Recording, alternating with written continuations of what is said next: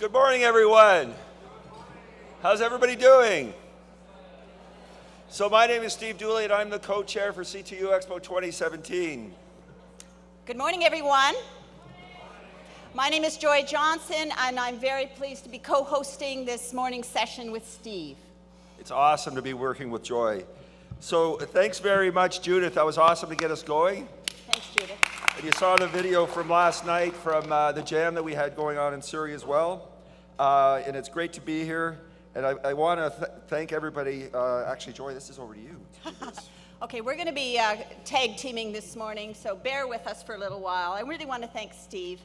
It's really great and amazing to be here. I've met many of you already this morning. I'm looking forward to meeting more of you.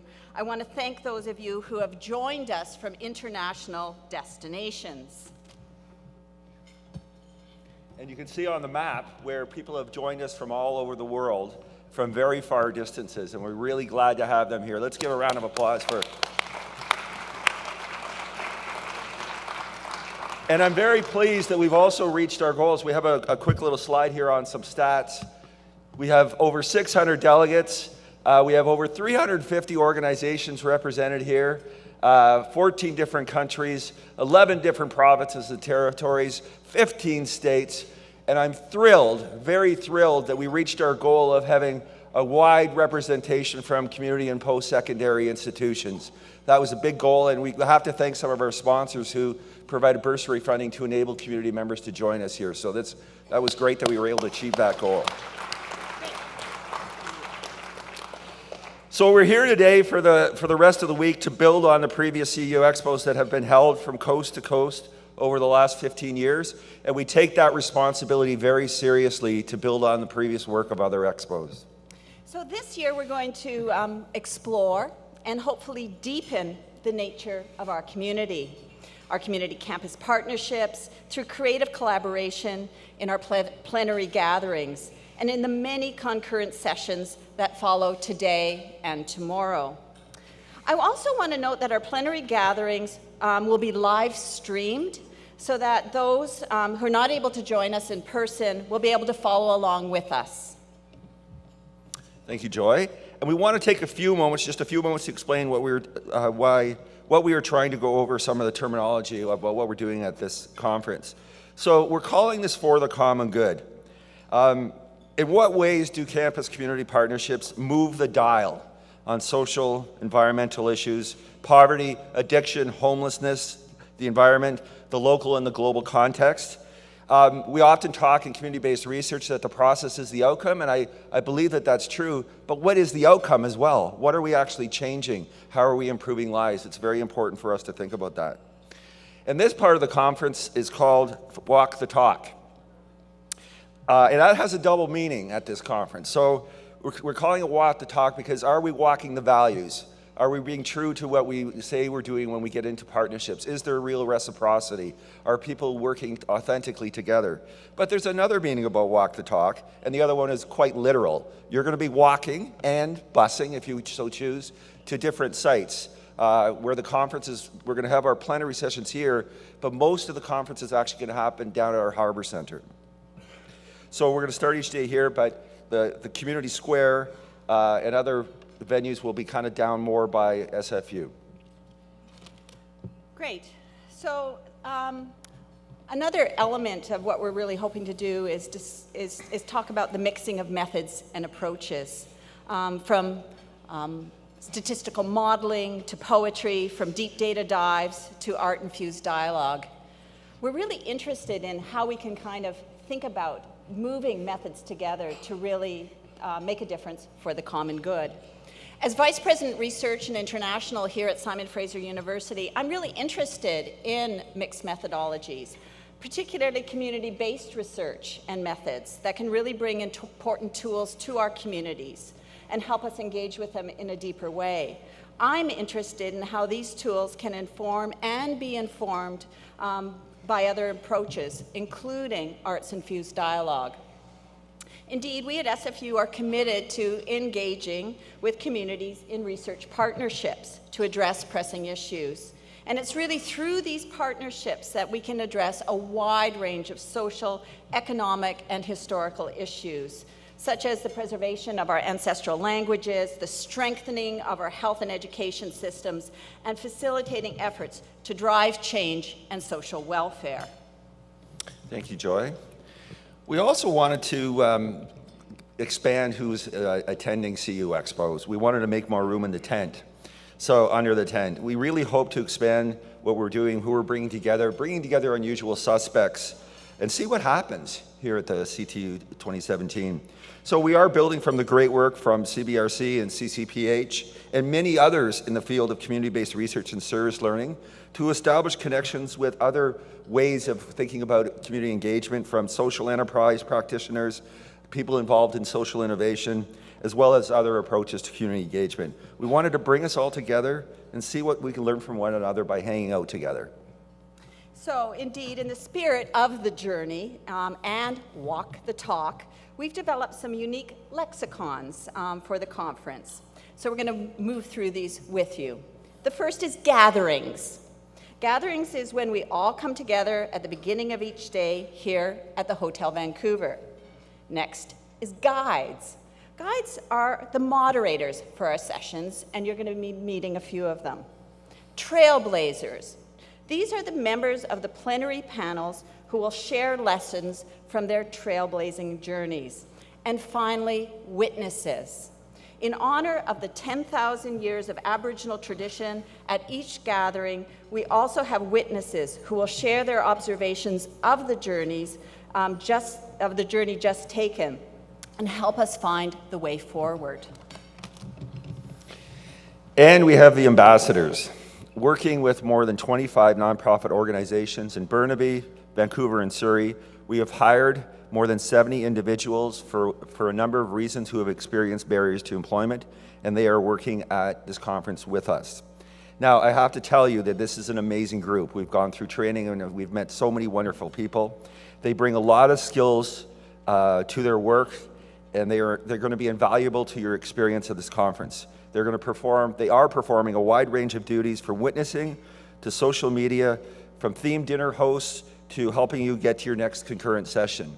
And I really want to emphasize this ambassadors program. We felt strongly that we wanted to help build community capacity even as we delivered this conference. So we wanted to walk the talk in terms of community capacity building. It's very, very important to the organizing committee of the conference. And please, if you get a chance to talk to an ambassador or two, have a good conversation, learn from them, introduce yourself, and have a good talk with them.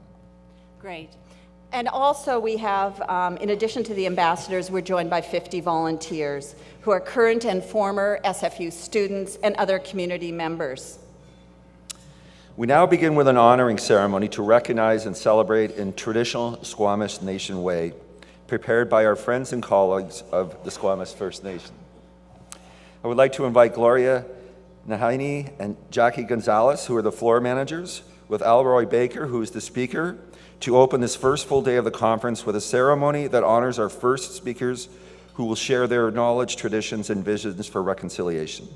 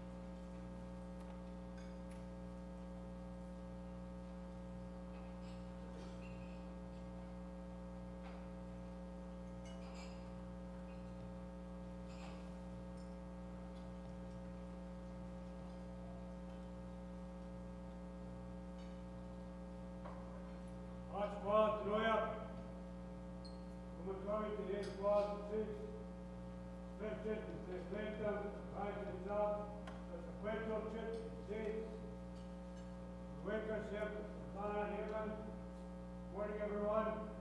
As mentioned, we're going to do a little bit of our ceremony this morning.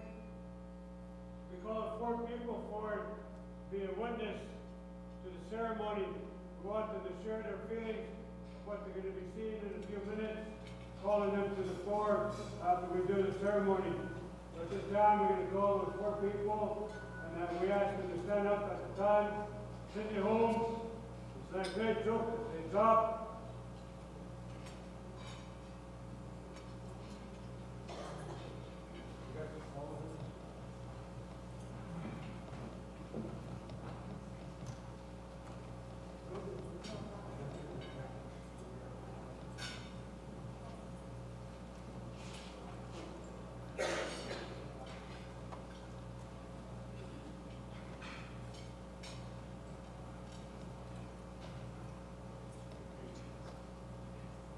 Archival, the great joke that they dropped.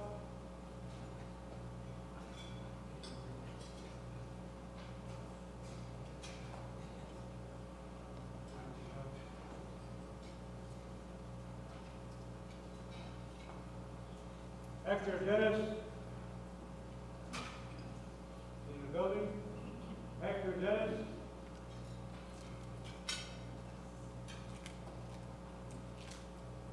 Peter Keller, that great joke that they dropped.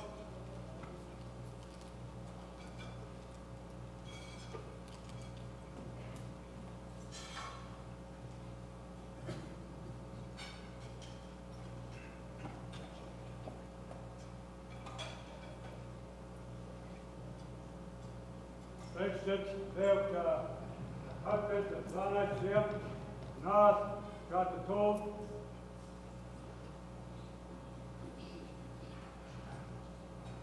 Stepping a little bit of our realm, we're going to ask the ladies to come forward to lay some blankets on the floor for protection for the ones that will be honored here this morning.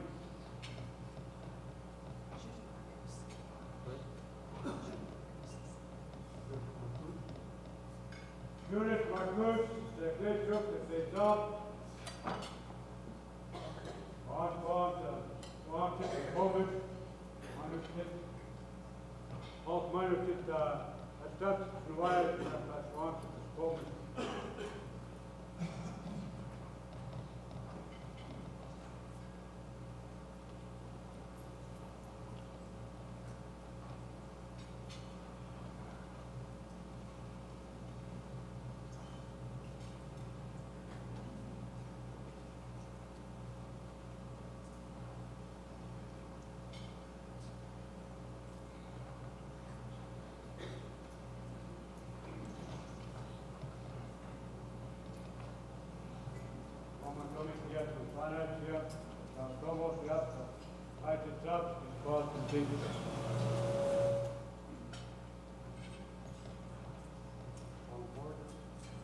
Richard, Hale, T. Rebecca Sent, Lana Heyman, Stockton, Mitchell Kate T. Charlton, Salem, Mitchell Kate T. Heyman, Ron McMahon, brother asking to come forward at this time. Junior Godzilla Myers, your sister, asking you to come here at this time.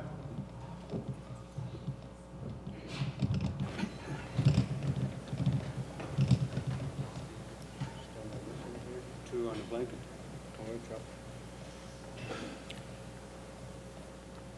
By way of our traditions, as the ladies are called a SFU, we cover them with protection, with love, and with thanks for the jobs that they do for themselves, as well as the communities and outside with all the people they come into contact with. Thank them once again for the work that they do, the kind hearts that they have, the Haslanen, is to protect them once again with a blanket so no harm in any way will come upon their spirit, their body, and many future days that they'll be doing their continued work. And also with the headband to keep their minds focused on what they believe in, what they want to do for themselves and for the people once again, to keep their minds focused on the work that they're doing.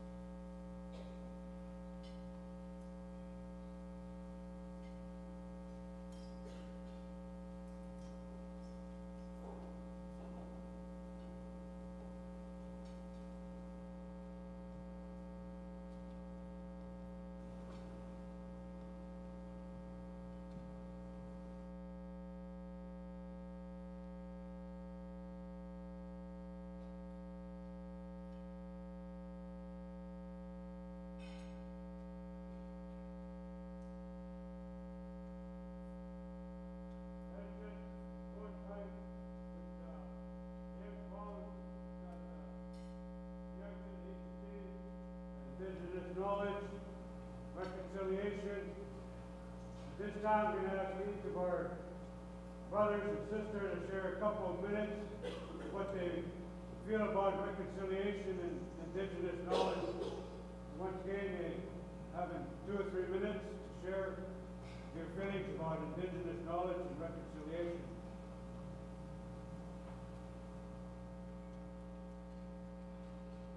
Hatsqual Tanoya, Siams, Siyoyokwa, Si Talkton, Queen Snas, Kahot Mashokamilk, Hoichuk, Kakampton. Just opening in our Squamish language. It's great to see each and every one of you today. Thank you for being here. Honored guests, respected leaders. Just want to thank my brother Kakampton for being the speaker of the family today and honoring us in Semcoing us in our traditional way, wrapping us with a blanket. The ceremony that you're witnessing at this time is a process of reconciliation. It was in the hearts of the family here that gave out quarters and called witnesses that they wanted to stand us up and recognize us and blanket us with protection and love. They wanted to establish good relations.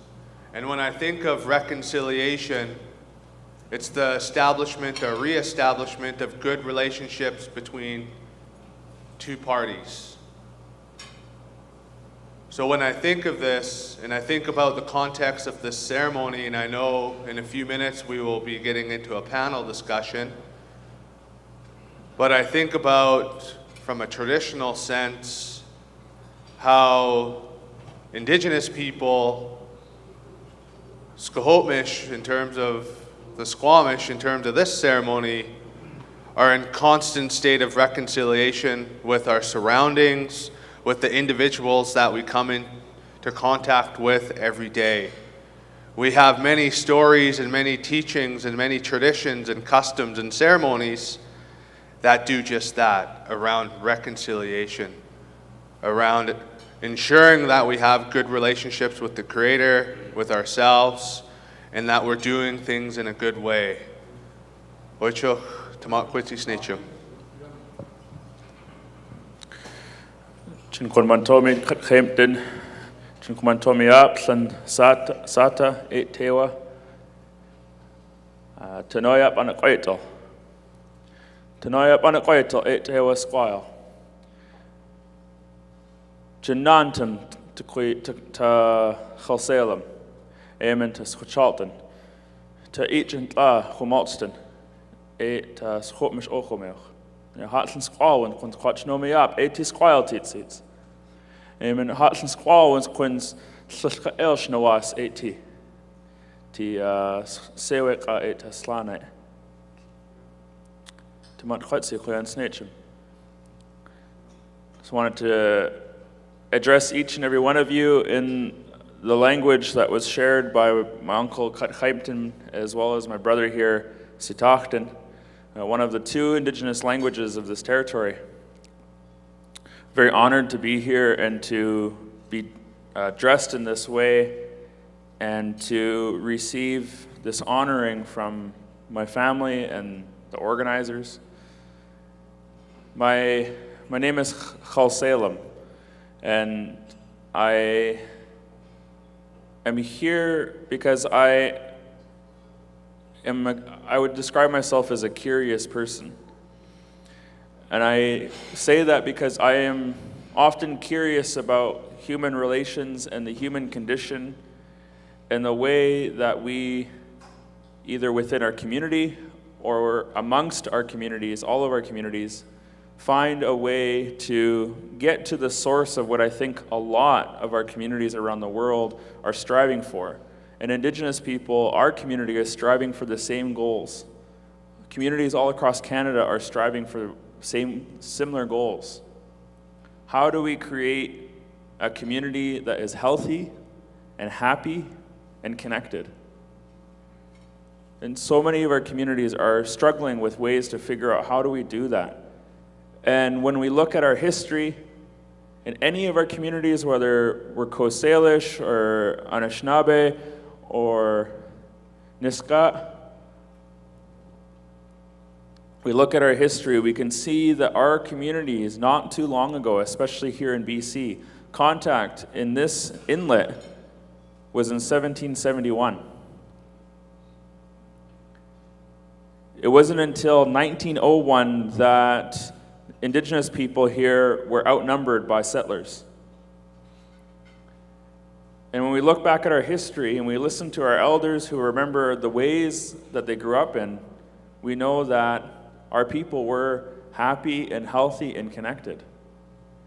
And that they knew something about these things and they practiced something about these things that are perhaps helpful for us in this day and age.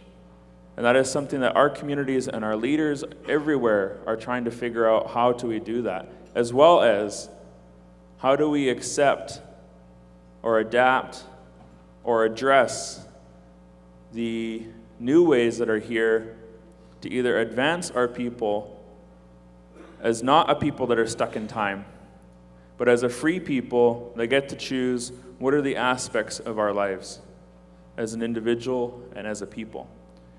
And I think that this work of reconciliation is, for me, the invitation to the broader Canadian society, at least in the Canadian context, the broader Canadian society, to go through a transformation that is needed in order for Indigenous people to be happy, healthy, and connected. That for the last 150 years, Indigenous people in this country have had to go through profound, fundamental change in order for Canada to exist. And the next 150 years are going to be about Canada changing in order for Indigenous people and indigeneity to exist. And that's fundamental to what I believe about reconciliation, that the thing I like to say is that if it's not uncomfortable and it's not unsettling, it's not reconciliation. So that's the invitation that I'm curious about when I meet people and have this conversation about what does reconciliation mean.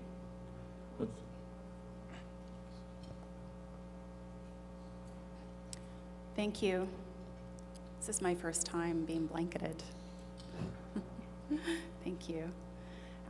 I'm really honored to be part of this ceremony and to be invited to speak about the topic of reconciliation, something that's really close to my heart. I'm also really happy to be here with friends, two of which I've known for a long time. You're like my brothers. You know, we've been growing up in this work together. and we'll continue to work together, and my new friend Ryan, who's been doing this work for a long time as well.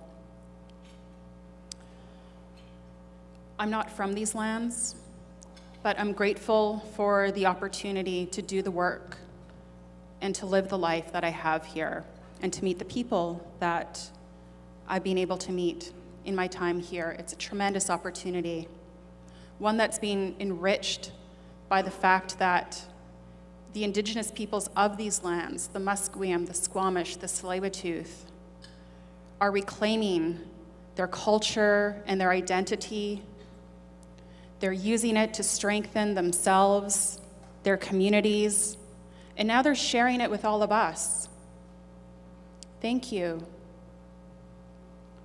It wasn't that long ago that this would be illegal.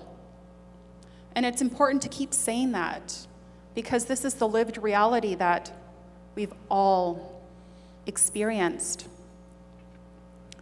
And so when I think about reconciliation, I know that it's both personal, it's something that means something different to each of us, but it's also something that we can and should experience as a society, as a group of people that live together, that create our rules, our norms, our environments, how we treat one another.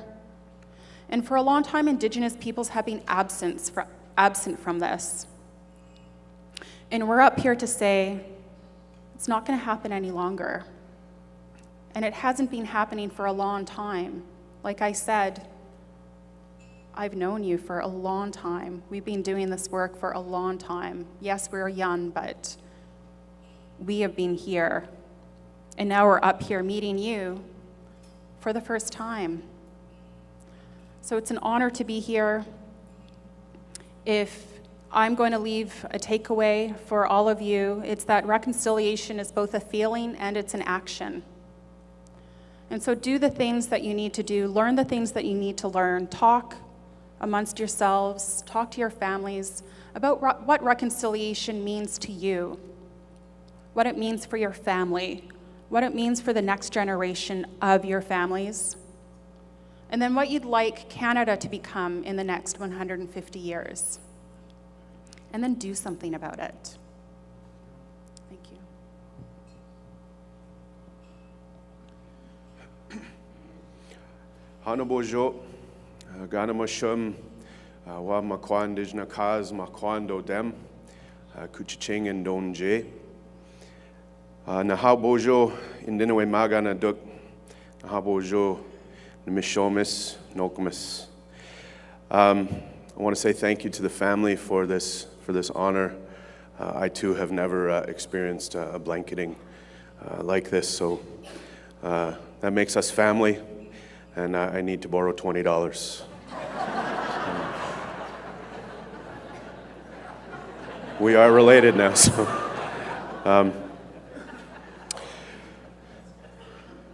I should have went higher than 20, huh? I should have 100.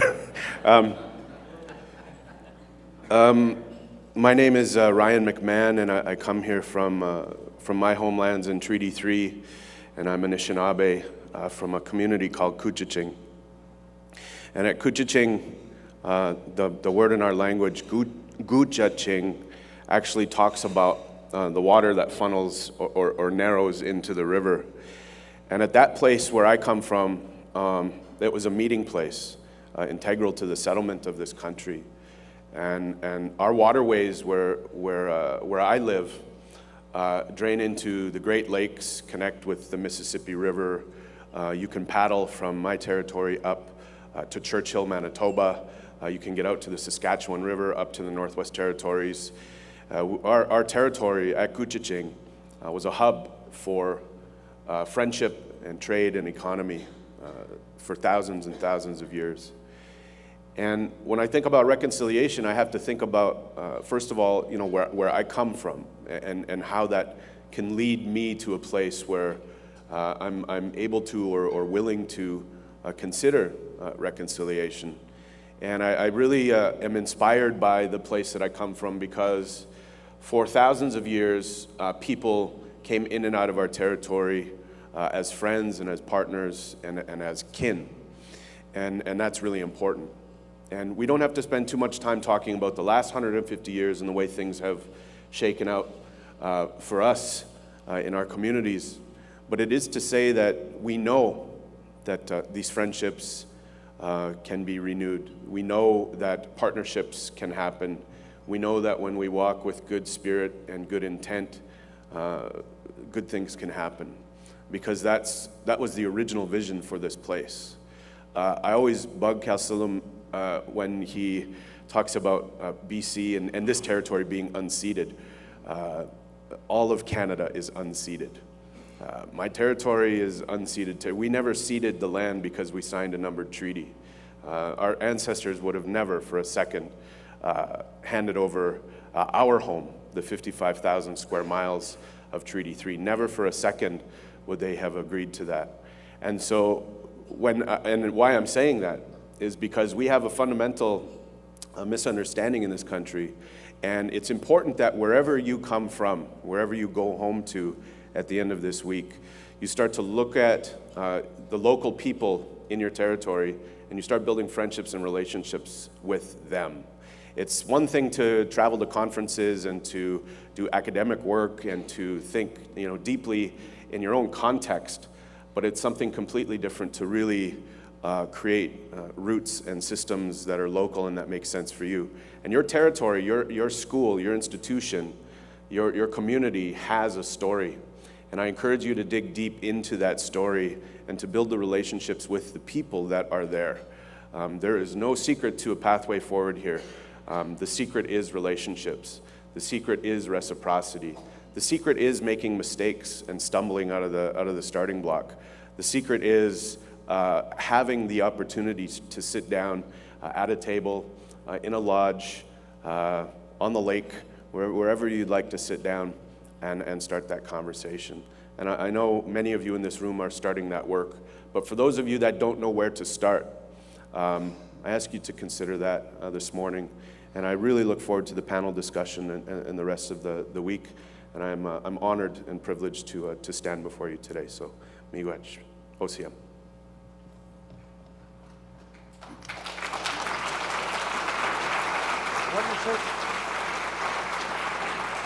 Waichap, Tanoyap, Hatsanta, Squawanzayap, Titsits, thanking each and every one of you, my dear brothers and sisters, for your sharing of your feelings and what you believe in for time immemorial.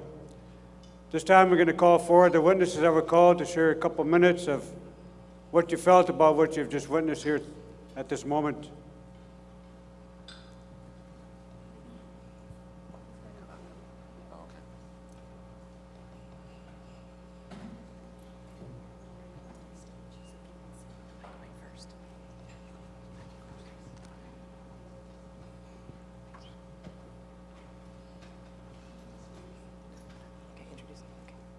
Hi, thank you to everyone, and thank you for sharing this ceremony with us today. My name's Cindy Holmes. I'm a non-Indigenous white settler. I grew up in what is now known as Six Nations territory. I grew up in Guelph, Ontario, in the Attawandaron People's Territory. I'm a visitor here in Coast Salish territory of Vancouver. My experience of the ceremony today and what I've witnessed is about an honoring of Indigenous knowledge and traditions, and also a call for non-Indigenous people to make a commitment to an ongoing process, that it's not a feeling, but concrete actions that we can take in ensuring good relationships with Indigenous people and with one another, and also making a commitment to accountability, that it's not just a feeling, that it's about actions, it's about learning, it's about recognizing we're going to make mistakes, and that we need to continue a journey to good relationships. Thank you.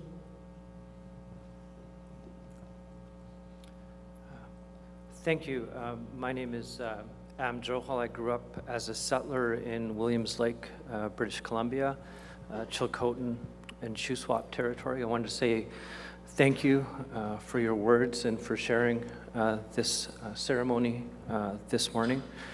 what came across to me is really this sort of complex idea of the relationship between tradition and change.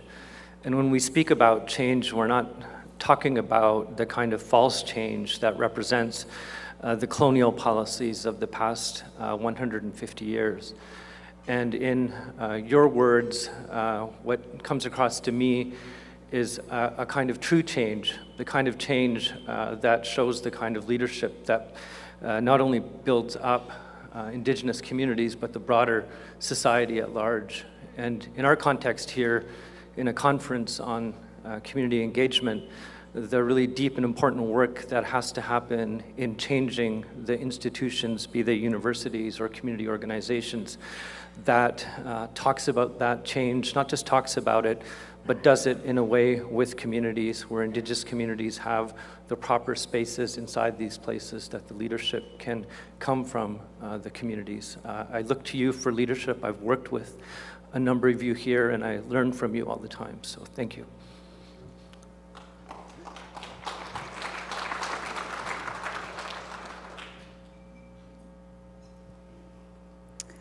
I'm Judith Marcuse. I was born in Montreal and lived in Europe for many years in California. What I hear makes me think about taking risks, to use your phrase, standing up, and how that takes courage. It takes a deep listening. It takes those uncomfortable conversations that you speak about, and I think we're ready to do that now. And so I come away from this moment full of optimism and hope for the future. Thank you.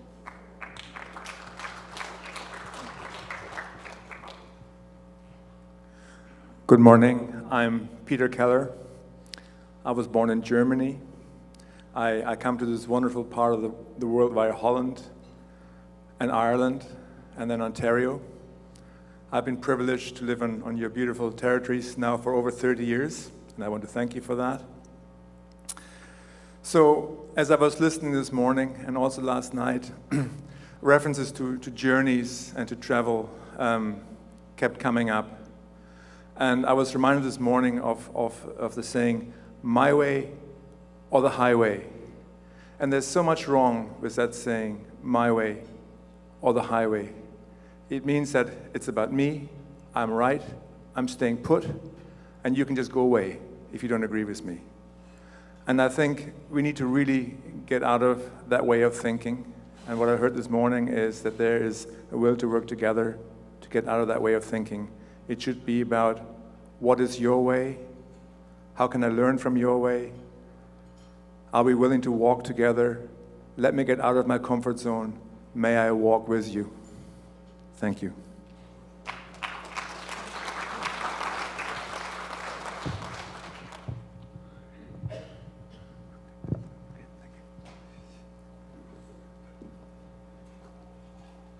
Zeman, just thanking the ladies and men and witnesses I would call for your wonderful words as well. Understanding what our panel, our brothers and sisters had shared with you this morning as well. Moshe, thanking you once again. And at this time, we're just going to ask our honorees that we've honored here this morning, thanking you once again for your wonderful words, your hatlanen, your kind spirit that you believe in, time immemorial, from what you have learned, your understanding of what needs to be done to share with others that come into your circle of life, and continue on with the work that you do, and that we will always protect you with the semko, with the blankets, and with the headband that you're wearing here today, so that you may be protected and continue on with the foresight of what you have in your heart for our Indigenous peoples, our Native peoples. Osiem. You guys could moch up. Our ladies are just going to come forward and pick up the blankets at this time. And thanking each and every one of you for your patience and witnessing what we have shared here this morning. Very, very, very, very fast way of how we do our culture in the Squamish Nation, along with our Coast Salish people, our sisters.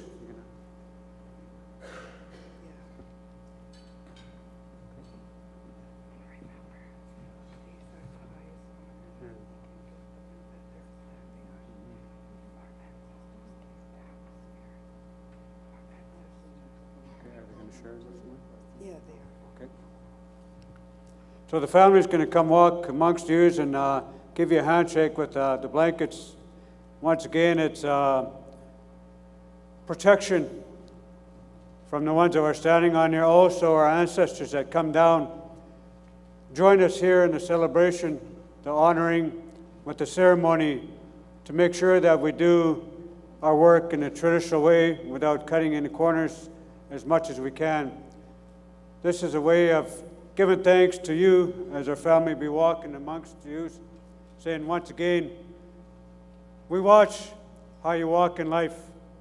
We watch how you commence amongst others, and especially yourself, that you can do the best for all mothers, Mother Earth's children, the Creator, God, Jesus, whomever you may call him. Thanking you once again for your feelings towards what you're standing for. TRC. With the Squamish Nation, we get many requests that come into our office by way of sharing who we are, and we're always willing to do that. As was mentioned by speakers, that we have to work together, which only makes me stronger, which makes you stronger, makes us stronger to a better understanding of what really needs to be done from this day forth for our children, our grandchildren, our great-grandchildren. So I just ask the Creator to bless each and every one of you today with the work that you're doing, with the years and days that are coming as well, and that you have a safe journey home to your families that are waiting for you. So Chikumantomi Kiyatsi, thanking you once again.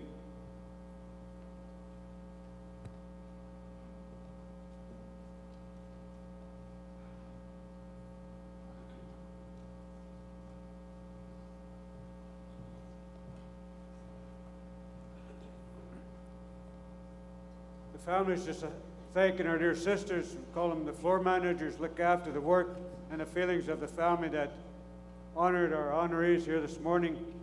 So at this time, I'd ask each and every one of you could simply just put your hands up, your palms facing towards your cheeks, your face. And this is how we say thank you. We also say welcome to our home, to our territory. We also thank you for what you're sharing once again, your heart and your feelings. Chikumantomi Kiyatsi, I'm thanking you once again. You all can put your hands down.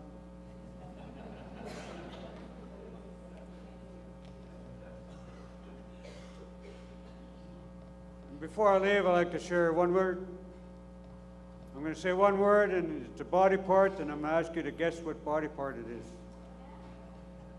Your smaos. Smaos. Whoever wants to guess which body part it is, you can point towards it. Your smaos, your head. Some say maybe your noggin, I don't know. Thank you.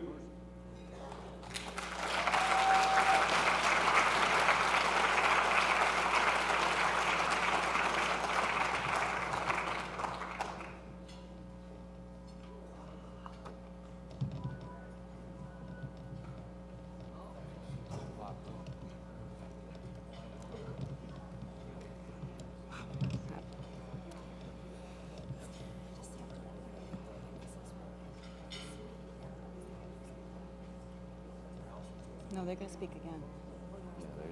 Yeah. As we get ourselves organized for the panel, I want to thank you, Gloria Nahani, Jackie Gonzalez, and Speaker Elroy Baker for starting our day in the right way. We deeply, deeply appreciate you being with us today.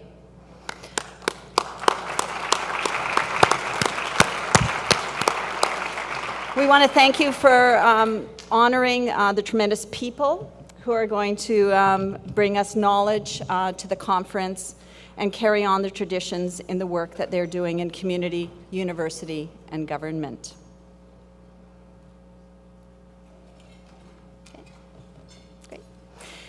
And now we're going to begin the panel conversation. Gathering First Nations, First Teachers, and Stories of Reconciliation. I note some of you are in the back and don't have places to sit. There's plenty of seats up front, so I encourage you to come and have a seat and join us. In the session today, we're going to explore the very important historical nature of Aboriginal and non-Aboriginal relations, reconciliation, and what it means for our future together. Reconciliation is at the heart of this opening roundtable conversation. What does it mean to be a good post-secondary institution of reconciliation in terms of research, instruction, and program design? How does traditional knowledge, Indigenous language and culture, decolonization, and land become a starting place for reconciliation and building bridges between campus and community through the integration of Indigenous knowledge? These are the types of questions and more that will be the focus of this gathering. So you've already met our guide for today's gathering. Our guide for the gathering is Christopher Lewis. Chris is from the Squamish First Nation. He is also on the SFU Board of Governors and co-chair of SFU's Aboriginal Reconciliation Council. Now it's over to you, Chris, to lead us in the gathering. Thank you. Please join me in welcoming Chris Lewis.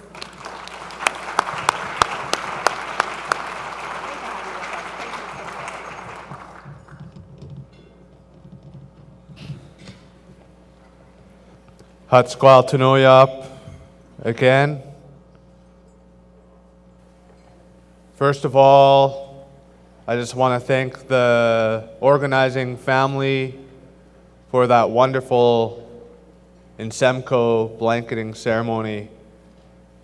It really signifies the dualistic worlds as Indigenous people we need to walk in. We have one foot in our traditional teachings, our revitalization of our culture and language, on who we are and where we come from, and then we try to strive as individuals, families, and communities in the modern world and continue to adapt to the ever-changing world around us. I'm cognizant that the place that we are has a place name in the Squamish language called Come Come Alai. Can you all say Come Come Alai? Come, come alive. That means the translation in English is the place of giant maple trees. So long before a city was here, there was a lot of maple trees. It's quite symbolic now that we are now surrounded by a place of giant cement and concrete and wood trees and buildings. The reason I always bring that up in my introductions is that's a process of reconciliation for myself as an Indigenous person around knowing where I am, traditionally where I am. Because in those place names, there's many stories and mythology around what we did at a place. What was it used for? Sometimes it was just a reference or a guidance point. Sometimes it was a village. So I'm honored to be the guide of this conversation around reconciliation. As an Indigenous person, as an Indigenous leader, we constantly get asked, what is reconciliation? What does it mean? And a lot of our trailblazers that you've met earlier talked a little bit about their vision around reconciliation. So I'm going to invite them up. I'm going to start with Ryan McMahon. As you know, Ryan is a comedian, a writer, a media maker, and a community advisor from the Anishinaabe Nation.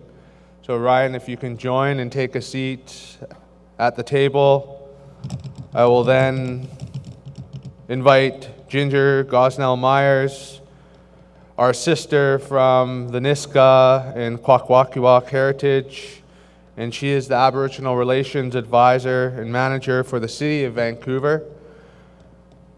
And then I will also invite my brother Kalseelam of the Skohotmish Okamilk, the Squamish Nation. He is a fierce ambassador, champion of language revitalization, an educator, a public speaker, and as he mentioned in our ceremony, a very curious person in terms of how we're moving forward together. So in terms of the panel, we are going to start with Ryan. With our traditions, we start with our guest that has traveled the farthest. If you came to our longhouse, I thought we were going to skip this. we would let the guests that came the furthest start first, speak first, do their ceremony first. And at the end of the night, the host would finish. The people that were closest hosting the ceremony would finish. So I want to conduct that, and I really want to thank the organizers for indigenizing this morning. Because as we were blanketed and put a headband on, we were transformed. You go into a different space when you stand on the blankets. So now we're moving forward to talk about reconciliation. What does it mean for post-secondary institutions around research, instruction, program design? How do we incorporate traditional knowledge, Indigenous languages, culture, decolonization, and land becoming the starting place for reconciliation and building bridges between campuses, community, and integration of Indigenous knowledge? As the chair of the Aboriginal Reconciliation Council that SFU has embarked upon as a university and institution, we are asking that exact question. And as a chair, we've reached out to the internal Indigenous SFU community. We've reached out to the SFU community as a whole. We have reached out to other local First Nations that surround our campuses to say, what does that mean?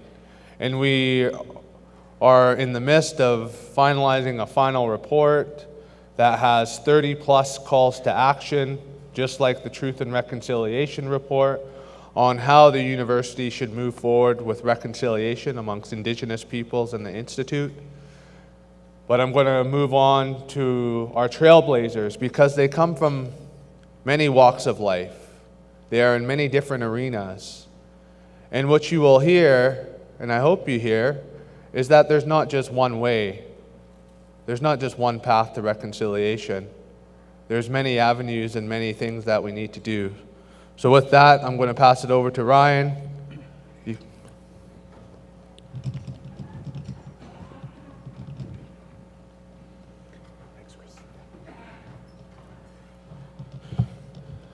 All right. Thank you very much, Chris. And I'm going to start my timer. I understand we are under a bit of a time crunch, so I want to stay on time. Good morning, everybody, and thanks again for your good heart and your good minds in being here.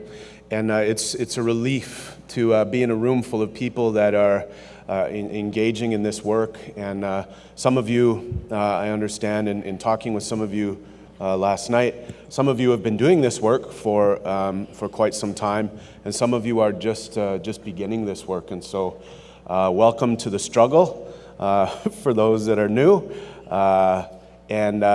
Today, this morning, I would like to start by calling all the strong hearts to the front. And why I say it that way is that it will take a strong heart. Not so much a strong mind. Your ideas are going to change. Your thoughts, your understanding will change through time as you start to work with Indigenous people around reconciliation and engaging in friendship building and relationship building, your ideas and thoughts will change through time on that, but what must stay consistent is your heart. And you really have to have your heart in the right place in order to engage through this process. So all the strong hearts, we call you to the front. And if you are ready to engage in this work, you have to lead us. And for those of us that don't have strong hearts, that aren't quite sure, that need a little bit of convincing perhaps, stay to the back. You know, watch, listen, and learn. And there are people in this room certainly that can teach us really great things. I'm going to present very briefly on the work that I do and some of the ideas I have and how that's evolved through time around digital media, storytelling, and Indigenous communities, and the work that I'm doing currently with my company, the McCoon's Media Group, is engaging communities, youth, elders, non-Indigenous people, universities, community clubs, friendship centers, and all kinds of different groups into creative work in communities, and we'll get into a little bit of that. So the question that we ask ourselves before we start, wherever we work, is who we were the day before residential schools opened in that territory. Who were those people? What were those people's lives like? How did they live? What did their trade? What did their economy? What is their law? How do we identify those people locally and territorially before that school opened in their community? Now, schools single-handedly aren't responsible for colonialism or colonization. We know there were people in our territories before residential schools were open, but we start there as a starting point to have a conversation about who the local people were before these schools open, and what are we doing to return back to that. In our language, in the Ojibwe language, we have a word called biskabayong, and biskabayong is the process in which you engage in remembering, to look back behind you and understanding what is there in order to move forward. And for some of us, we have to undergo that process. We have to look back, and that is where your strong heart is needed. We have to look back in order to understand, where we are going. This is a sign in my home territory, Colonization Road. I made a film called Colonization Road. We're going to be screening it in Brandon with my friend Jason and the community there. And we're screening Colonization Road to retell the settling of Canada through an Indigenous lens. It was sold and broadcast to the CBC. It's available to stream for free online if you search CBC and Colonization Road. I'm not selling anything here, by the way. It's free for you to watch. And I show this slide because in this country we're still having basic conversations around whether colonialism is real or not. And that's a problem. Here's a sign that proves there's at least a sign that exists in this country that says it's a thing. So let's get past that and do some work. Orwell, in 1984, said, "He who controls the past controls the future. He who controls the present controls the past." And I like that idea that if we allow these colonial narratives to take us into the future, if we allow the past to inform where we're going, we will go nowhere. And so I rewrote the quote, they, gender inclusive, we don't always have to center men, do we? They who control the past control the future. They who control the present control the past. And I added the line, they who control the future understands their past and our present. And I really want to, if I leave you with anything today, I want to leave you with that last line, that we have to be present for each other. We have to meet each other where we are at. We have to be patient. We have to have empathy. We have to have some compassion for those that aren't quite where we are at. And it's going to take some time and it's going to take some work. But we really have to have a common language and almost like a terms of reference or a statement of facts in order to work under. And in this country, broadly, that's a very, very difficult project. And that's why it has to happen locally and territorially with your institution. You have to have some sort of understanding or statement of facts with your local community in order to really, really move forward. And I encourage, and we can talk more after the panel about some of the work that I've done with communities around that idea and that understanding. For the last 150 years, we acknowledge Indigenous people have fought for their lives. Lee Maracle, in our film, Colonization Road, says, "We accept their apology without change." This is like an applause break moment in our film. She would forgive anyone for standing on her feet if they got off her feet. And I think that's a really important statement to share with some pretty important people in the room, presidents, deans, provosts, people that make decisions. For some Indigenous people, our experience inside of these institutions is these institutions are squarely on our feet.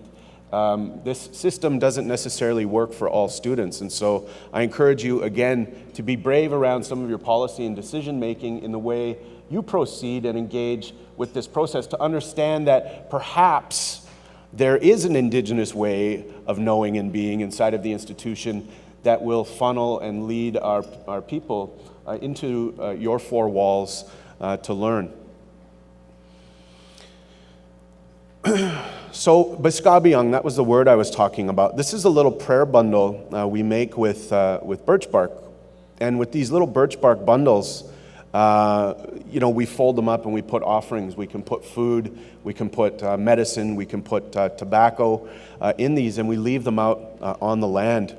And why I wanted to share this slide and some of the work we did with these little bundles with communities was it's very intentional, the way you fold the birch bark and everything, and it takes a lot of practice.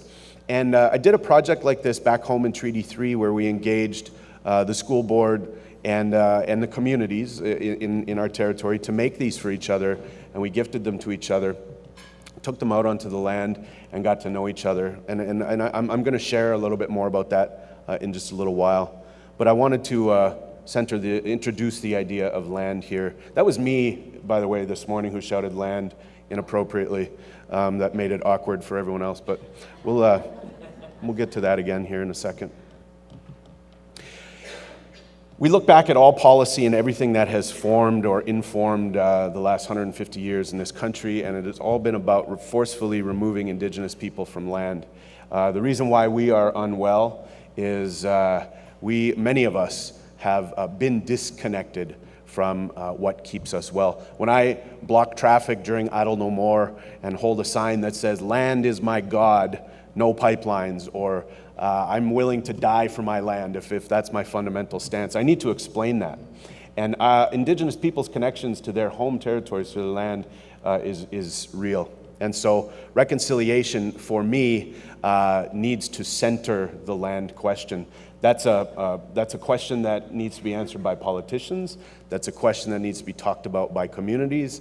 That's a question that needs to be talked about by your institutions. What does it mean to be in Coast Salish territory?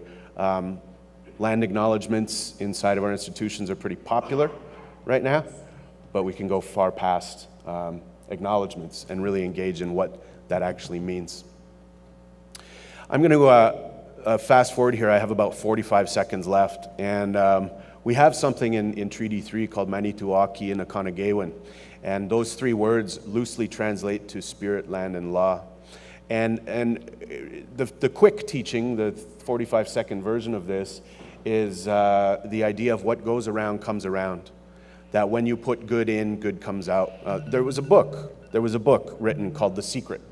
Number 2 best-selling book of all time. Number 1 is 50 Shades of Grey, and we will not be talking about that book here this morning. But The Secret basically is what this is, Manituaki and Akanagewin. What goes around comes around.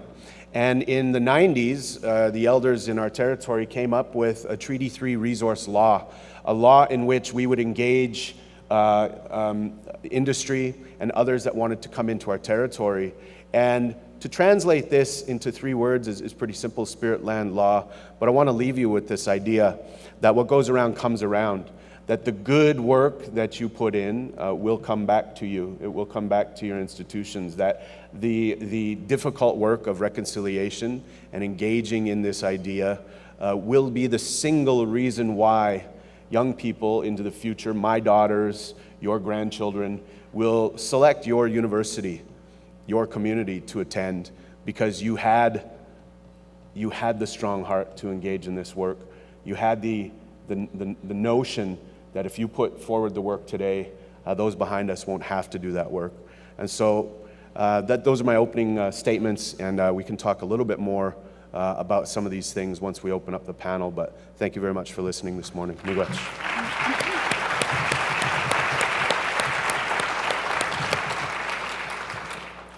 Hoichuk, Ryan. Now we're going to call on our sister Ginger to come and offer a few opening remarks.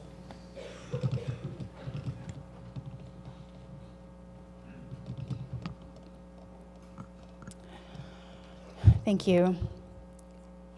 In my role at the City of Vancouver, I am working with staff to make Vancouver the world's first city of reconciliation. And I just want to do a quick scan of how many people here have an idea of how many of you have an idea of what you can do? Like an action, something that you actually want to do to further reconciliation with Indigenous peoples. Hands up. Okay, that's pretty good. Now, how many of you feel that you have an opportunity to implement your idea within your places of work or within your schools? How many of you feel empowered to do so? Okay, that's also pretty good. That means that we're actually going to do this.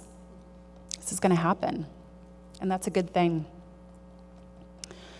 When we first started to make Vancouver a city of reconciliation, we had to ask ourselves a couple of questions. One of them was, how far are we willing to go? What are some of the risks that we're willing to take? What happens if we fail? And then we decided to just do it. But it needed a shape, it needed a form. And we knew that we couldn't be hypocrites and ask Vancouverites to make Vancouver a city of reconciliation if we as staff and as elected council could not also understand what reconciliation was for us as a city, as an institution, and what we can do to transform our workplaces. And I think this has relevance for all of you here. So our City of Reconciliation framework was comprised of cultural competency. You'll read the Truth and Reconciliation calls to actions, and you'll see that cultural competency training comes up again and again. And really what that is the opportunity to educate yourself on the history of colonization, yes, it's real, on the experience that Indigenous peoples had within the residential school system, and what the intergenerational effects of residential schools have on our people, on us in our communities today. It's really important to have this baseline knowledge before you move forward. You have to know why things are the way they are. And this history that was denied to us while we're going through the elementary and secondary school systems, and maybe not so much the post-secondary. We have the choice when we enroll in post-secondary institutions to gain this knowledge if we want. And so when you look at statistics, you actually see an uptake in Canadians learning about the history of Indigenous peoples. Very important, step one. Step two, effective decision-making. So it's the second stage of our City of Reconciliation framework, and that really is giving staff and ourselves the opportunity to change policy. We can't let our own institutions hamper our ability to do the good work that's needed. And so we've given ourselves a gray area to play with, to experiment, to take risks, to understand what works and what doesn't, and to learn from that. And then finally, building relationships. We have a government-to-government relationship with Musqueam, Squamish, and Tsleil-Waututh.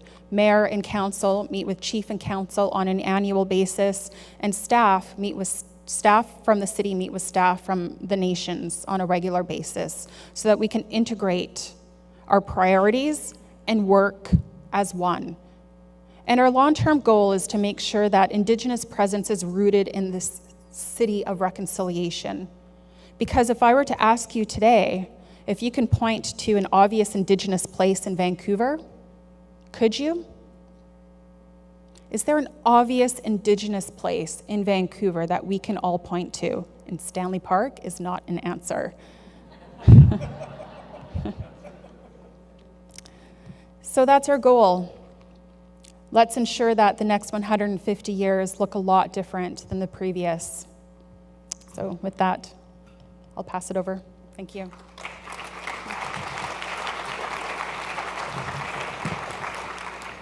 Thank you, Ginger. Now I'm going to call on Seelam to offer us some words.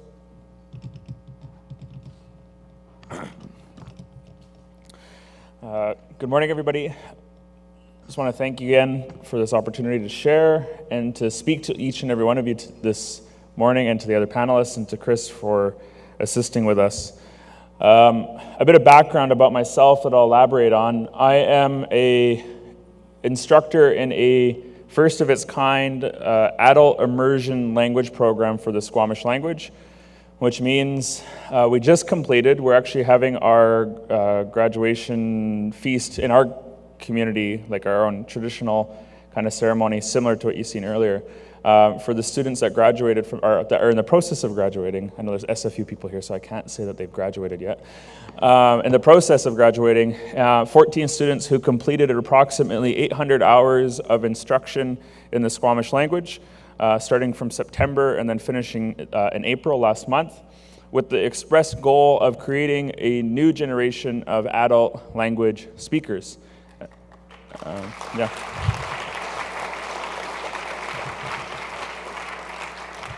And a bit of context as well, the Squamish language in 2014 was reported as the second most endangered language in British Columbia. It was reported to be around 7 to 10 fluent speakers or first language speakers.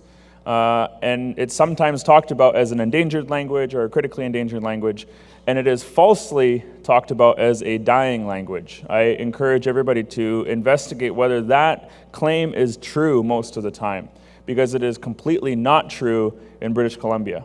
And the reason we know it's not true is that when the First Peoples Cultural Council, which is a Crown corporation, has studied the learning of Indigenous language through British Columbia, they have found that by and large, the number of learners in each community is going up, the number of young people who are speaking their language is going up, and the number of people who are teaching the language is going up. So for all intents and purposes, Indigenous languages aren't actually dying. And that's the narrative that's dominant for a lot of people. However, the question that I have when it comes to the reclamation of Indigenous languages is, if we accept the fact that Indigenous languages aren't dying, that they're actually coming back, the question is going to be, how fast are they going to come back? How quickly are they going to come back? And how much resources are we going to dedicate to it if we really care about this issue? And of course, there's all the conversations about why Indigenous languages are important, which would take a panel on its own. However, my interest is figuring out, how do we transfer the knowledge that exists for our language and share it with as many people as possible and as efficiently as possible. And so I was very proud to partner with Simon Fraser University to offer this unique adult immersion program that was modeled after similar programs, particularly in Quebec and Ontario with the Mohawk language and Six Nations, as well as Ganawage, and other immersion programs that are happening in BC. And so we partnered with the First Nations Studies and the Linguistics Department through the First Nations Language Proficiency Certificate Program to offer this. And we're actually going to be offering another cohort, another group of students who are starting at square one this September, with about 12 to 13 students who are going to be doing the same thing, but also starting at square one. The hope is that over the next few decades, if we can produce 10 to 15 speakers a year, I actually calculated, I did a presentation last week, I actually calculated that if we can produce 10 to 15 speakers a year in my community, we can get to 10% of my nation speaking the language by the year 2080, so about 60 years from now.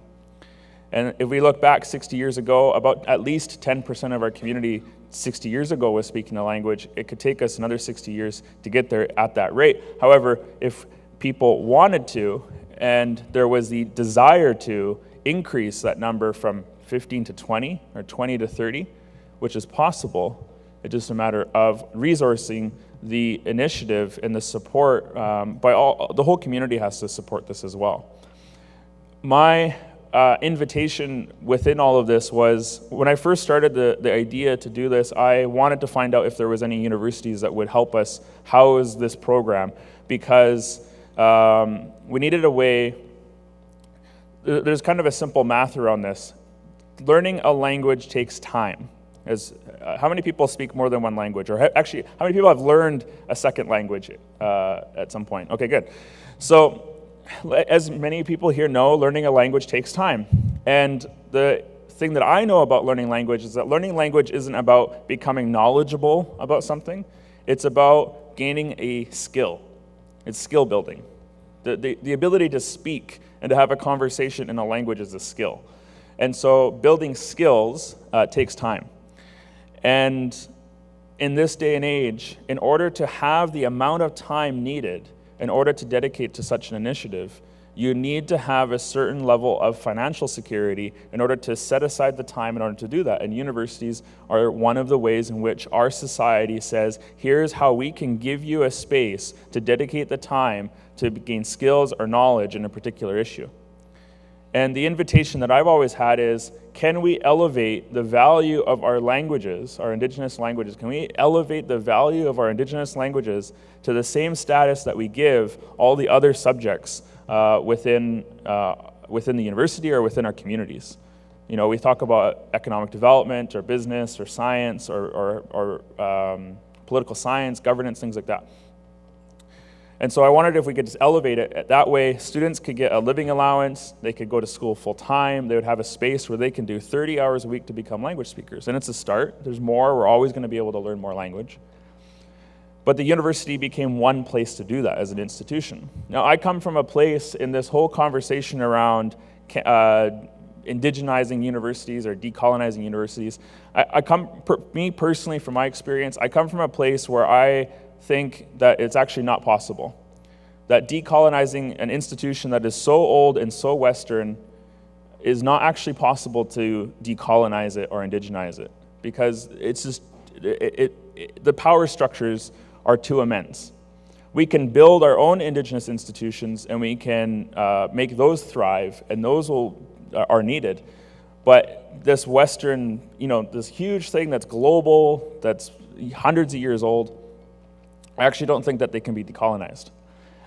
What is possible then, in my opinion, is how do we provide dignity for Indigenous people in this institution of power? How do we provide a place where dignity can flow for Indigenous people, given the history that has happened to Indigenous people? How do we allow for spaces to be created where Indigenous identity, Indigenous values, contemporary or traditional, can thrive and grow? And that the aspirations of Indigenous people and Indigenous communities can be realized through the power that these institutions have. And I'll leave you with this one last thing. This is something that I learned when I traveled to New Zealand, Aotearoa, a few years ago, to learn a little bit about how that country and the people there were able to build a movement for Indigenous languages. And one of the things that I learned from some of the leaders in New Zealand, the Maori leaders, is they talked about that 20 years ago when they were fighting for a lot of their political rights, they told me that they were very clear with themselves about whether they were fighting for influence or whether they were fighting for control. And they were very clear about where they were willing to negotiate to influence and where they were not willing to surrender unless it was absolute control. And they said that the nexus of influence and control was power. And that's what institutions are. And we know this, that they are the nexus of influence and control through our society, through our communities, through our ways of life. And so the invitation is, how do we give influence and control to Indigenous communities? And one of those is my program that I've been able to build, but also there's a challenge in the TRC's calls to action that all universities across the country create degree programs for Indigenous languages. That is one of, I think it's number 17 or 18 in the TRC's calls to action. So all universities, if they're responding to the TRC calls to action, should be creating degree programs. Now, my thing about language programs is that if we're trying to create speakers, the programs have to be immersion-based. And I articulate the difference between learning to become a speaker of a language versus learning to talk about a language. And I think the aspirations for a lot of Indigenous communities when it comes to our languages is how do we become speakers of our languages again? Being able to talk about our languages is really fascinating and really interesting, but our people really want to learn how to speak our languages. And so I think that there's power in our languages, there's power in our people speaking our language again, and I think that universities have a role to play and a responsibility, but also the last thing I'll leave you with is I believe that Canada would be a far more interesting place if Indigenous languages in this country were thriving. And even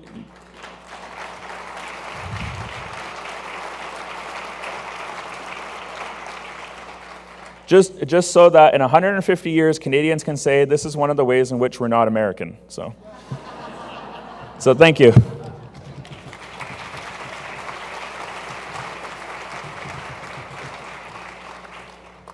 Just really want to thank Colseelum. We have about 5 minutes for the panel discussion.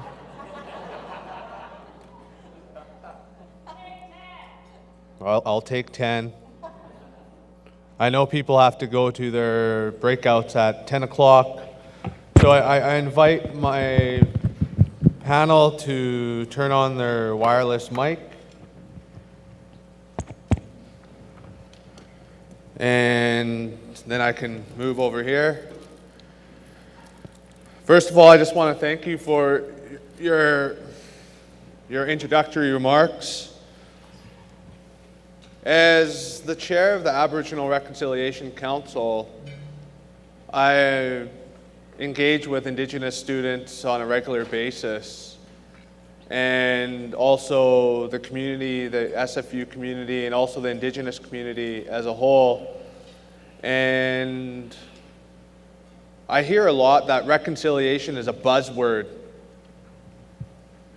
And when you speak to an Indigenous person, there's a whole bunch of things that need to happen. And everybody has different ideas. Ryan talked about solving the land question. It needs to come to that.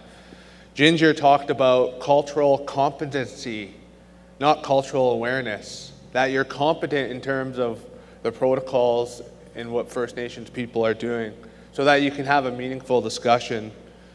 Colseelum talked about language must be, Indigenous language must be valued at the same breath as anything else that we're teaching.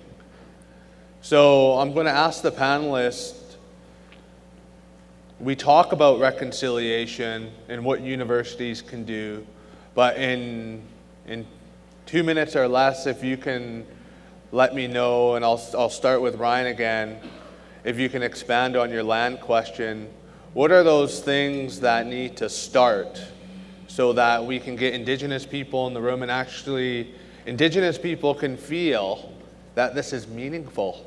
Yeah.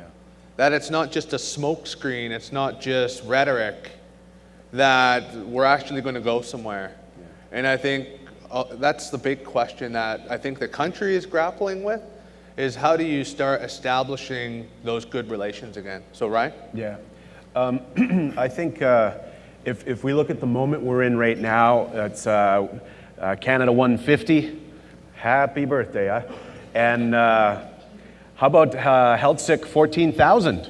How about that? So we have I rudely call it a settler myth that we live under here in Canada. So I'll call it something different. We have a severe misunderstanding of the story of this place. And so for me, it's all about the story we tell ourselves here in this country. And it's the story that we grow up believing about this nice multicultural melting pot that we have here. And so for me, the work that I'm doing through digital media with youth, with elders, namely the Stories from the Land project, we had some support from Canada Council for the Arts, from the McConnell Foundation, from the Circle on Philanthropy, and we did a cross-Canada tour engaging youth and elders, and again, other partners, universities, friendship centers, and all kinds of other organizations to come together to break those stories apart, to deconstruct those histories, and then retell them through a shared common lens, centering Indigenous stories. And so for me, the work of digital media, the work of intersecting with technology and Indigenous knowledge and language and song, as it relates to our relationship forward, to me is I'm putting all my eggs in that basket, because there are more smartphones on the planet than there are people. And if we can somehow deliver engaging stories, video games, apps, podcasts, short audio and video doc, to the people that need to hear it, we'll win. So story is the revolution for me. Thanks, Ryan. Ginger? Yeah, I love it. I see it. Yeah. So, I mean, at the city, we recognize that sending out a letter and inviting First Nations to come to engage with us wasn't working. We were sending out a lot of letters, a lot of invites, hosting events and requesting participation, and that wasn't meaningful. We have a lot of First Nations communities across this country. I also have a lot of nieces and nephews who graduated high school, who are smart, ambitious, kind-hearted, and hardworking. And they haven't been approached to come to a post-secondary institution. This is kind of on their radar, but not to the level where they actually felt like there were tools or a relationship set up where they felt they can do it. And I think that this is a disservice, and it breaks my heart, because I would love them to have these opportunities to expand their minds and gain skills and go out in the world and make a big difference. And it's not happening, and I wonder whose job that is. Is it mine as an auntie who has gone to school to tell them, this is what you need to do? Like, that's a full-time job in itself. And I already have a job of making Vancouver a city of reconciliation and answering everybody's questions and training and setting up systems and breaking down walls. You know, so how much of that are we supposed to do, and how much of it are you supposed to do? And so I just think about what it would take to go beyond the email, go beyond the letter of invitation, go out into communities and build meaningful relationships, get to know our young population, understand what they want, what their aspirations are, and then do something to engage them in this structure so that they can get some of this power and knowledge as well. Thanks, Ginger. Colsila? What was the question? The question was basically what needs to happen prior to embarking on this journey of reconciliation and ensuring that from both sides that it seems like a meaningful process and it's not just a word or so. Okay.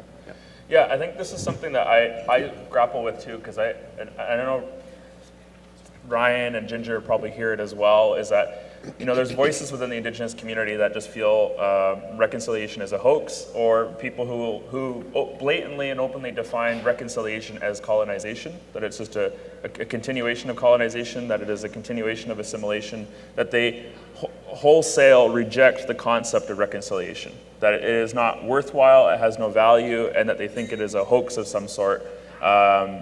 That is masquerading some other process that is the same process that our people have been going through for centuries. And that is a huge part of our community as well, that is very disillusioned with any of the promises that are being made. And for, I think, a lot of right reasons. Why should Indigenous people believe that any new promises are going to be followed? Because the last ones weren't. And so I think the thing that I recognize, though, or the thing that I'm really fascinated by is the fact that reconciliation is this term that I think is a blank canvas. I do recognize that reconciliation is a blank canvas, and so whatever people throw on it ends up being what it becomes. And so my thing about engaging with it is that, well, then I'm going to throw all the colors that I want on it, and I'm going to get all my friends to throw all their colors they want on it, so that the end picture is actually something that is a bit either useful or impactful. Because I worry that the voices of safety and the voices of modernity, this like lukewarm, tepid type of change that sometimes ends up becoming the norm, becomes, again, the norm. And that incrementalism ends up becoming the Kool-Aid that everybody drinks. And it's because everybody has abdicated any responsibility to make sure that another part of the conversation is being fought for. And I think that that's what is curious about reconciliation, is that it actually does have impact, and it does have meaning, and it does actually open doors. There are conversations that are happening now, especially in universities, but elsewhere in the cities, in organizations, conversations that are happening now that 5 years ago were impossible. Conversations that for some reason people are like, yes, I am willing to talk about this now, or they're willing to hear. When Indigenous people say that you're being oppressive, or this is wrong, or you're not doing a good job, people are like, okay, thank you, I really want to hear that. Whereas 5 years ago, people would have had to make a lot of noise in order for those types of messages to be heard in many contexts. So all of a sudden, people are willing to have a conversation. And that's different. That's a huge, I actually recognize that as a huge change. I think in order for a lot of people to feel like this whole thing is actually going to happen or be worthwhile, I think the way that it really begins is, it's really about the tangible things that are either going to be changed, like the things that are actually the systems that are either going to be new systems that we create or new ways of doing things, or that the good stuff that's happening in our communities is going to be supported and grown. Because it's not just about, it's this whole thing about what's not working and what's working, but there's a huge amount of success and a huge amount of amazing work that's happening in Indigenous communities, but they're not resourced. And you have these weird inequities around what gets resourced versus what doesn't get resourced. And so a lot of communities, in the kind of struggle that they've had to try and make sense or to make something happen, they've built this beautiful way of doing things. And if they just had, $100,000 or $200,000 to expand it, it would just grow. And it's like, it's giving resources to all the things that are working in our communities, which is a huge part of the conversation as well. Not just what do we need to change. Both of those need to happen. And I think that that's part of this conversation now that people are willing to have. I think the whole thing about it is, how can we be accountable? How can we be accountable to Indigenous people? And I think that if people are committed, the people in the position of power are committed to being accountable, and are committed to that, to being accountable even after the process has finished, or one of the processes, it's like constantly being accountable. How can we constantly be accountable? And I think that if people can really start to practice that, people will see that people that are actually being accountable. They'll start to buy in and start to believe that, hey, this is actually going to be a different thing, hopefully. And I think it really strives around, like, from day one, that people have it in their heart that I'm ready to learn, I'm ready to make mistakes, and I'm ready to listen, and I'm ready to this whole thing about relationship. And I think it's the accountability thing that's different than anything else that's happened before. Can I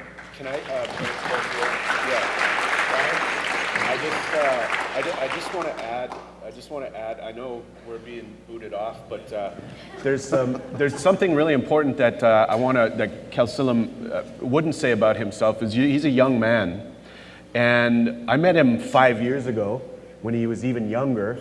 And during the heat of Idle No More, this young man was saying, I'm gonna do everything I can to bring my language back from the brink.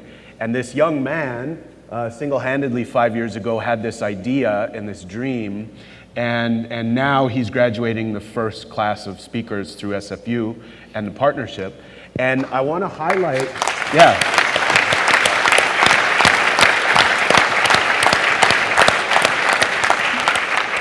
I want to highlight that there are young people across this country, just like Helsalem, that have new ideas, that have ideas that we've now. I'm 40. I just turned 40.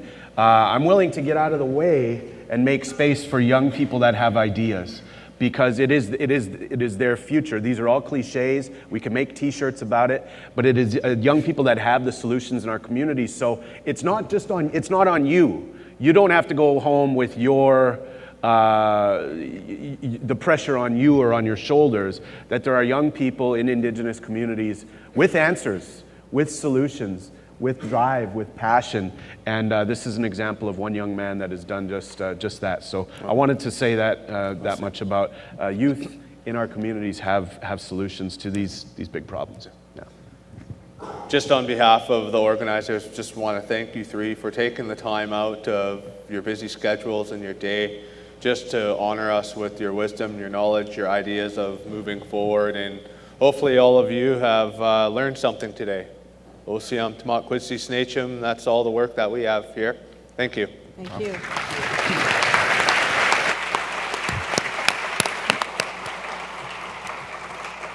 It is unfortunate that we are out of time, and I really encourage all of you to continue the conversation together. I want to thank our guide, Chris Lewis, the young innovative trailblazers, Ryan McMahon, Ginger, Gosnell Myers, and Kasalem. And I'd like to also thank our witnesses today for the work that they've done with us. I think we have started our journey together to walk the talk in the right way. So over to you, Steve. Thank you. That was amazing. So I'm going to be the housekeeping guy right now. Just wanted to let you know the concurrent sessions are going to start at 10:45, and they're at SFU Harbor Center and the WAS Center for Dialogue. Now, just so you know, that's about a 7-minute walk from here. Siegel Room today. Siegel Building, my apologies. It's about a 7-minute walk. Is it still raining out there? Oh, yeah. So those of you who are visiting, you're getting a legitimate West Coast experience, walking in the rain. We do have volunteers and ambassadors to help you get to where you need to go. So we will be doing that. And really important, we hope everybody comes to the mashup tonight. Right? It's going to be a lot of fun. It starts at 5:30. It's at our Gold Court Center for the Arts, also called the Woodwards Building. So make sure you come to the mashup tonight. It's going to be a blast. And our AM Joel Hall has helped us organize that. We're back here for breakfast tomorrow morning at 7:30. And we're going to get a chance to do some teamwork here right now, okay? Because we want to be able to get to where you're going. We're going to try and do it in a bit of an orderly fashion so that people can get out. Get your snacks. There's some snacks out there. It's snack time.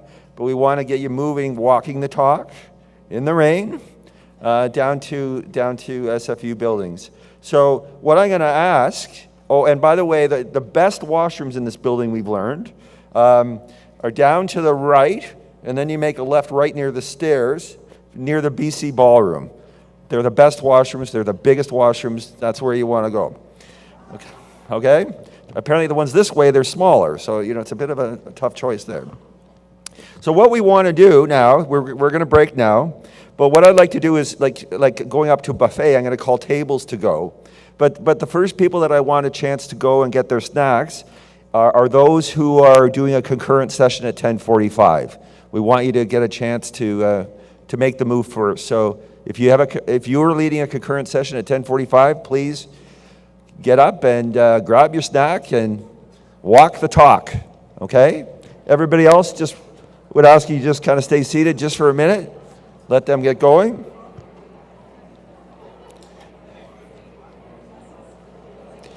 Oh, and there's also buses available for those who require transportation.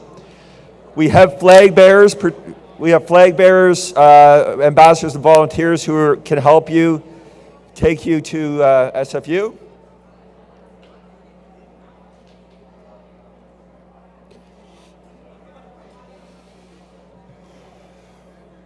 Okay. Now we'll have tables 1 to 5. Tables 1 to 5, you can go. Thank you for doing that.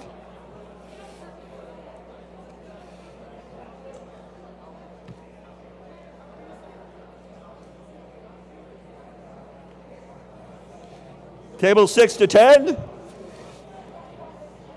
Grab a snack. Off you go.